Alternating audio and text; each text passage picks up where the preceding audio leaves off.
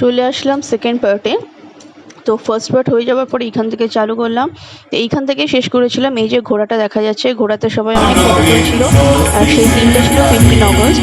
তো 15 আগস্টে এইখানে আশ্রমে এখানে 15 আগস্টে পতাকা উত্তোলন করা হয়, প্রতি বছরই করা হয়। আমি তো কোনোদিনও এখানকার 15 আগস্টের এভাবে পতাকা উত্তোলন দেখিনি। তো এবছর যেহেতু ওই দিনেই এসে পড়েছি, ভাগ্য ভালো আমাদের, তো এই দিনটা দেখতে পেয়েছি। এই যে হোয়াইট কালারের বিল্ডিংটা দেখছেন, এটা হচ্ছে শ্রী শ্রী অনুকূল ঠাকুর আর তার বংশধর এখন যারা আছেন তাদের বাড়ি। এখন যে শ্রী আচার্যদেব আছেন সেই বাড়িতেই বসবাস করেন। আর এটা হচ্ছে আশ্রম। এখানে অনেক ভক্তরা এসে ওনাদের সঙ্গে দেখা করে। এই যে পতাকা উত্তোলনের সময় হয়েও গেছে, পতাকা উত্তোলন শুরুও হয়ে গেছে।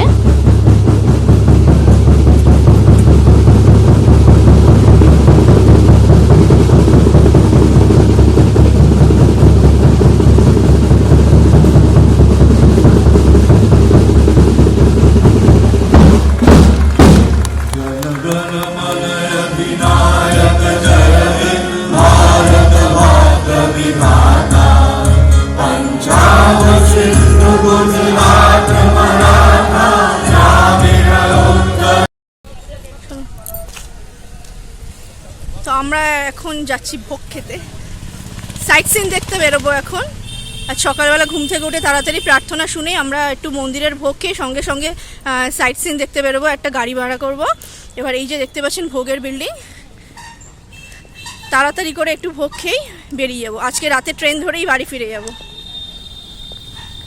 আর ছাতা খুলতে হবে না, ছাতা নিয়ে যাচ্ছে। এখানে একটা ছাওয়া আছে, কি সুন্দর দেখো। এই পরিবেশটা খুব সুন্দর, আর গাছটা এইদিকে হেলে আছে তো আরো সুন্দর লাগছে। এই যে আমরা বিল্ডিং এর ভেতরে ঢুকছি একা একা, মানে মা আছে, আমি আছি।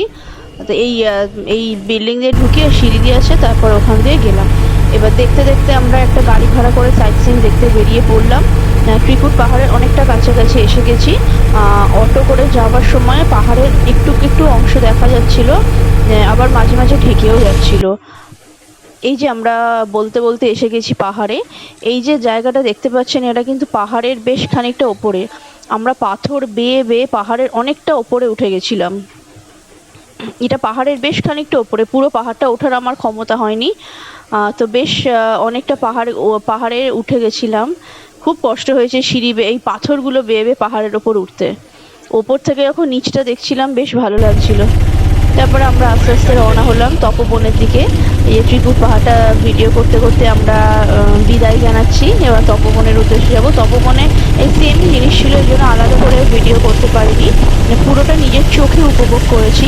মানে পুরো সব কিছু ক্যামেরাবন্দি করার সময় না থাকলেও নিজের চোখে যদি কিছুটা উপভোগ করা যায় তাহলে সেটা বেশ আমার ভালো লাগে। সবই যদি লেন্সের ভেতর দিয়ে দেখি তাহলে নিজের চোখে কি দেখবো, তাই না?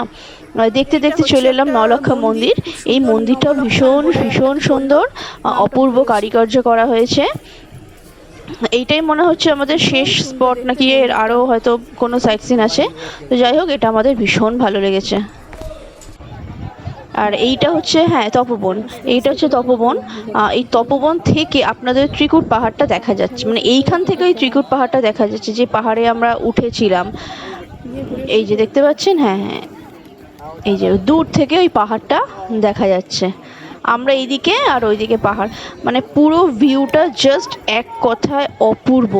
আমি এক পাক ক্যামেরাটা নিয়ে ভিডিও করেছি, বাকিটা কি করেছি, ক্যামেরাটা অফ করে ফোনটা ব্যাগে পুরে রেখে নিজের চোখে শুধু চুপচাপ দৃশ্যটা উপভোগ করছিলাম। সবসময় তো ক্যামেরা বন্দি করতে ভালো লাগে না, একবারই এটা ঘুরিয়েছি শুধু ভিডিওটা করব বলে। তারপর পুরোটা নিজের চোখে নিজের অন্তর দিয়ে ফিল করছিলাম পুরো পরিবেশটাকে। অপূর্ব পরিবেশ, অপূর্ব অপূর্ব।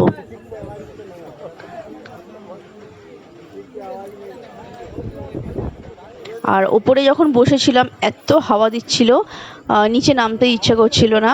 কিন্তু কি করব, আমাদের কাকু আমাদের তাড়া দিচ্ছিল, যিনি আমাদেরকে নিয়ে এসেছেন এতটা গাড়ি চালিয়ে।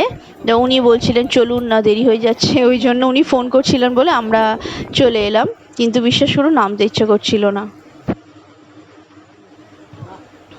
এখানকারও পাহাড়ের খানিকটা অংশ আমি তুলেছিলাম। এখানে দাঁড়িয়ে দাঁড়িয়ে আমি একটু ফটোশ্যুট করছিলাম। ভয়ও লাগছিল, অত বড় বড় পাথরের উপর পা দেওয়ার অভ্যেস নেই। তো দেখতে দেখতে আমরা বাড়িও ফিরে গেলাম। দেখতে পাচ্ছেন এখন 4:30 বাজে, স্টেশনে বসে আছি। এবার আমাদের গন্তব্যস্থল বাড়ি। অনেক মজা করলাম, অনেক আনন্দ করলাম। ভালো থাকবেন, টাটা।